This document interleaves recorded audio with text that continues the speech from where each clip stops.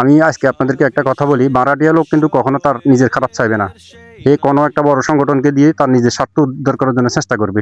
আসসালামু আলাইকুম প্রিয় দর্শক, কি অবস্থা, কেমন আছেন? খুবই গুরুত্বপূর্ণ আরেকটি ভিডিও নিয়ে আপনাদের মাঝে হাজির হলাম। বিগত প্রায় 3 সপ্তাহ হয়ে গেছে, 20 থেকে 21 দিন দেশের মধ্যে যে একটা হট্টগোল শুরু হয়েছে, তোলফা শুরু হয়েছে বিভিন্ন বিশ্ববিদ্যালয়, রাস্তা, মাঠে ঘাটে এবং বিভিন্ন এই রাজধানীতে, দেশের বিভিন্ন অঞ্চলে এই গুপ্ত গুপ্ত নিয়ে যে একটা শব্দ শুরু হয়েছে, এটা বিগত প্রায় 3 সপ্তাহ হয়ে গেছে, 20 থেকে 25 দিন। তো আমি হয়তো ভিডিওটা বানাতে দেরি হয়ে গেছে। কার জন্য মানে এই যে উল্লেখযোগ্য গুপ্ত কিংবা এক দলকে আরেক দলে হেয় করা, ঘায়েল করা, এটা কি জন্য হয়েছে আপনাদের মাঝে আমি আজকে তুলে ধরবো। আমার ব্যক্তিগত মতামত থেকে বলতেছি। 7 কোটি মানুষকে 9 মাস যুদ্ধ করে ঘোষণার মধ্য দিয়ে বাংলাদেশ উপহার দেওয়া শহীদ প্রেসিডেন্ট জিয়াউর রহমানের ছেলে এবং তিনবারের প্রধানমন্ত্রী বেগম খালেদা জিয়ার সুযোগ্য সন্তান বর্তমান প্রধানমন্ত্রী জনাব তারেক রহমান যদি কুলাঙ্গার হয়, তাহলে 7 খুনের আসামি শফিউল প্রধানের ছেলে রাশেদ প্রধান, ওনাকে আপনারা কি বলবেন? মতামত করে যেমন আমার কমেন্ট বক্সে। ওনার এই একটা শব্দের কারণে অন্তত 30 থেকে 25 দিন সারা বাংলাদেশে তোলফা শুরু হয়ে গেছে, গুপ্ত এটা সেটা, আমাকে বিএনপি বলে, বিএনপিকে জামাত বলে। অতএব আপনারা এই বিষয়টা নিয়ে মতামত করবেন। আমি যতটুকু মনে করি, বর্তমান সরকারকে ঘায়েল না করে ভুলগুলো ধরা দেন, ভুল শুধরে দেন, এতে করে দেশের উপকার হবে। সবাই মিলেমিশে দেশটা চালাবে। বিষয়টা হচ্ছে ওই গাঙ্গের মধ্যে কচু বাসি যেতেছে, এটা কেউ যদি আনি নিজের ফাঁসার মধ্যে দিয়ে বলে আমার জলে, তাহলে দোষটা কার বলেন তো?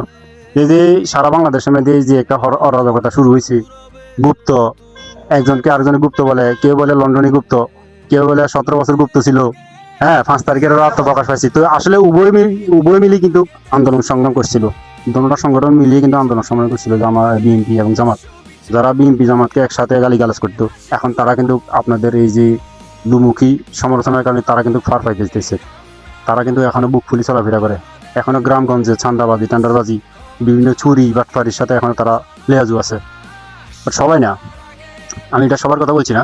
তো বিএনপি জামাতের কন্ট্রোলের কারণে, বাকবিতণ্ডার কারণে কিন্তু এখন যারা দোষী, তৎকালীন সরকারের দোষী কর্মী, তারা এখনো কিন্তু সারা বাংলাদেশে তারা এখনো টেন্ডারবাজি, চাঁদাবাজি কিংবা চুরি বাটপারি, মাদক সেবনকারীদেরকে এখনো পর্যন্ত তাদেরকে প্রশ্রয় দিয়ে যেতেছে।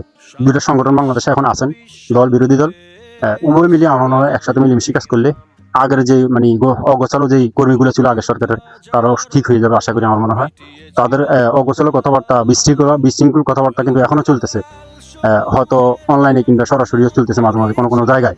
এই যে সারা বাংলাদেশে যে তুলফার হয়েছে, এটা মূলত হচ্ছে রাশেদ প্রধানের কারণে। অনেকে হয়তো জানেন না, রাশেদ প্রধানের একটা শব্দ ব্যবহার করছিল যে তারেক রহমান কুলাঙ্গার, অথবা কোনো একটা বিবরণী দিতে গিয়ে এটা বলছিল। তো আমি বাংলাদেশ জামাত ইসলামকে অত্যন্ত শ্রদ্ধা করি, ভালোবাসি। আমি বাংলাদেশ জামাত ইসলামকে বলবো, ভাড়াটিয়া লোক দিয়ে আপনারা ফেস ব্রিফিং না কইরা আপনাদের দলীয় কোনো লোক দিয়ে ফেস ব্রিফিং করবেন, এটাই আমি আপনাদেরকে অনুরোধ করবো।